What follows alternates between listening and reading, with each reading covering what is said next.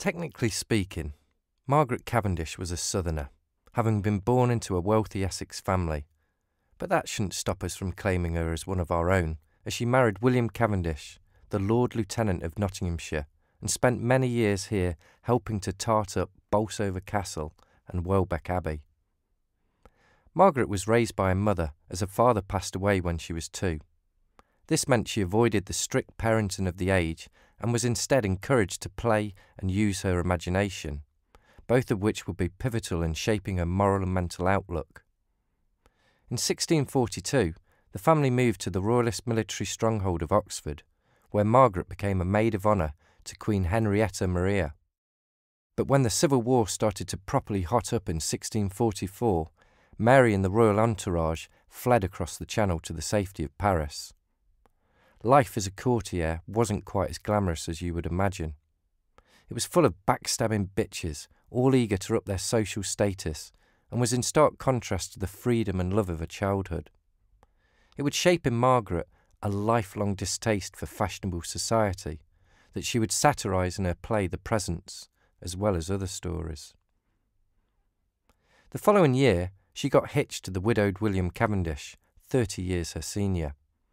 As the Marquis of Newcastle, William was one of the most powerful men in England, so Margaret rejected a job as a courtier.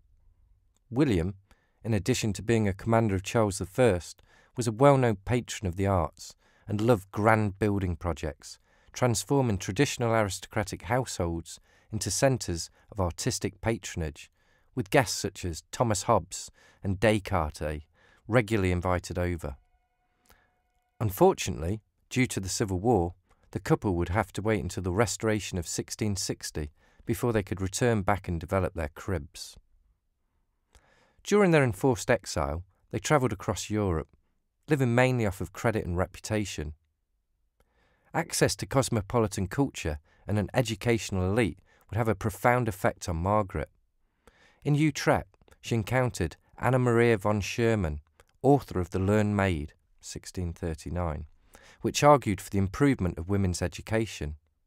In Paris, she discovered Pierre Lemoyne's Gallière des Femmes Fortes, a new movement that idealised strong women in possession of male virtues such as courage, moral strength, while retaining their femininity, beauty.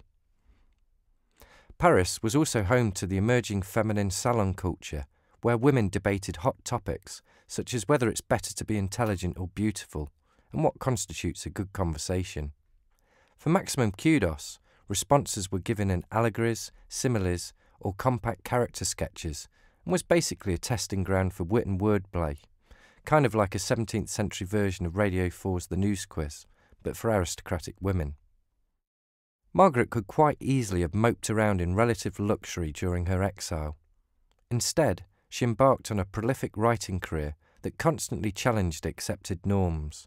Poems and Fancies, of 1653, was the first book of English poetry deliberately published by a woman in her own name. To put this into context, historian Katie Whitaker found that in the first 40 years of the 17th century, there were 80 books published by women, which equates to about 0.5% of all published work, and most of them were published posthumously or in pirated copies without the author's consent. It was rare for even aristocratic women to be properly educated, as their focus was normally housewifery. It was even suggested that education was dangerous for the inferior female brain, which was deemed soft and incapable of absorbing information. Consequently, Margaret was educated at home in basic literacy. For her to dare to have an opinion was in itself an act of rebellion. To make this public was scandalous. Poetry was the commonest genre of writing by women and was generally used to celebrate social occasions such as marriage. Yet exceptionally, for either a male or female, Margaret never once produced love poetry, deeming it too obvious, and a tree whereupon all poets climb.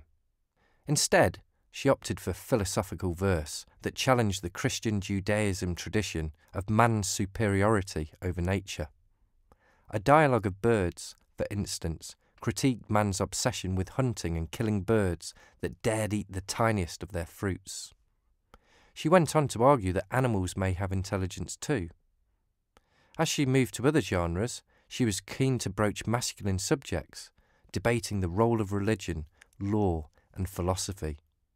She advocated the celibacy of monks on the grounds that it helped keep the population down.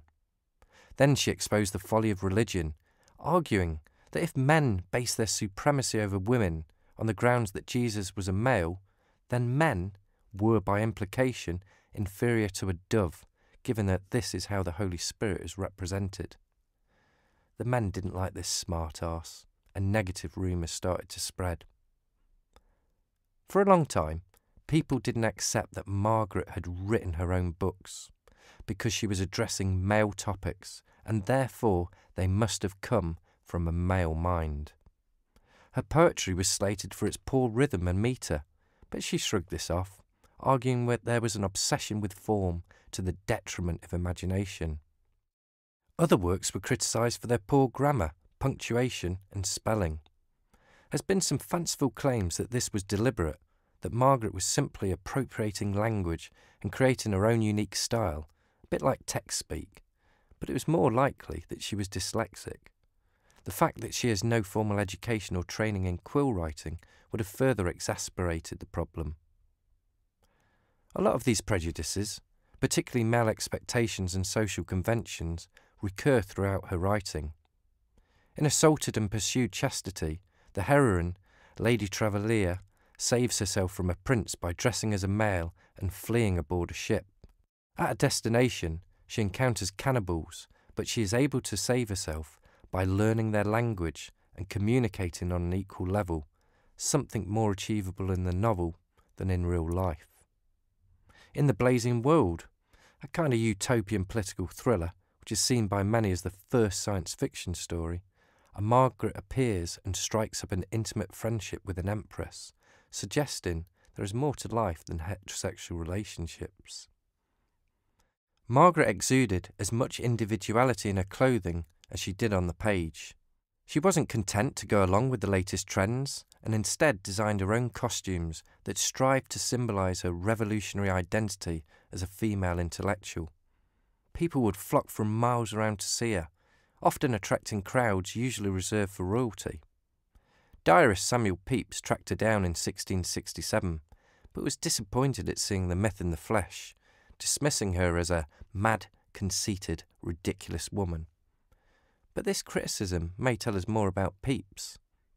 He was authoritarian in his own marriage, and came down hard on his wife when she dared to wear clothes he did not approve of. Unsurprisingly, Mary wasn't a fan of slap either, finding it oily on her skin and generally disgusting. Her only compromise was a bit of powder on her face and painting her nipples scarlet. The mindless following of fashion was just another form of oppression as far as she was concerned. This attitude didn't bode well with other women, who saw her as betraying her gender, but she'd come to expect snobbery, idle gossip and backstabbing from her class. She would take her revenge on the page. 2014 was the first ever year of reading women, and it's hard to think of a more inspirational figure from Nottinghamshire's past for modern writers. Yes, she was a toff, but a toff who turned her back on an easy life and instead strived to change perceptions. She made many enemies and many friends during her 50 years of life, and was essentially an Epicurean at heart, in search of personal pleasures. If society would not allow a woman equal rights, then she would create her own through words. As she writes, "Though I cannot be Henry V, or Charles II, yet I endeavour to be Margaret I. I have made a world of my own, for which nobody, I hope, will blame me, since it is in everyone's power to do the like."